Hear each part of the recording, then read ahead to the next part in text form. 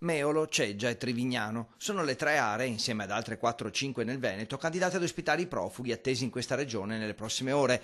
A Venezia il maggior numero di siti individuati, ma immediatamente si leva la protesta degli amministratori. Tra i motivi principali sostengono di non aver ricevuto informazioni adeguate dalla prefettura, che coordina tutta l'operazione, sono certi che la maggior parte dei siti non è agibile e chiedono che i profughi vengano ospitati dove è possibile integrarli nel tessuto sociale e nelle comunità e non confinarli in caserme o scuole.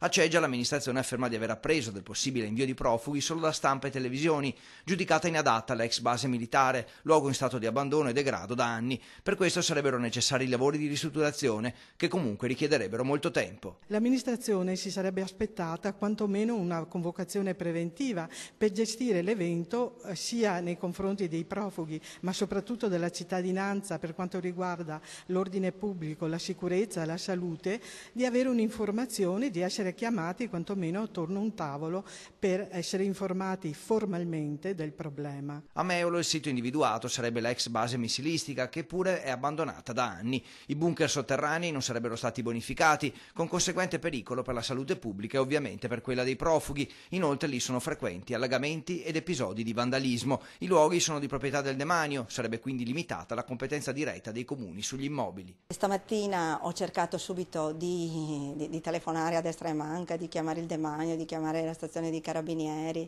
ho parlato con la protezione civile, con il sindaco di Ceggia, che è anche lui coinvolto nella questione, e anche lui stesso diceva che non ha avuto alcuna comunicazione. A Trivignano i tecnici della prefettura del comune stanno verificando una scuola elementare situata nel centro di questa municipalità di Mestre. Per il presidente Maurizio Enzo, nonostante la volontà di aiutare queste persone, c'è la sensazione di un'emergenza calata dall'alto che non si risolve occupando una scuola che ad esempio ha servizi igienici per bambini e senza docce.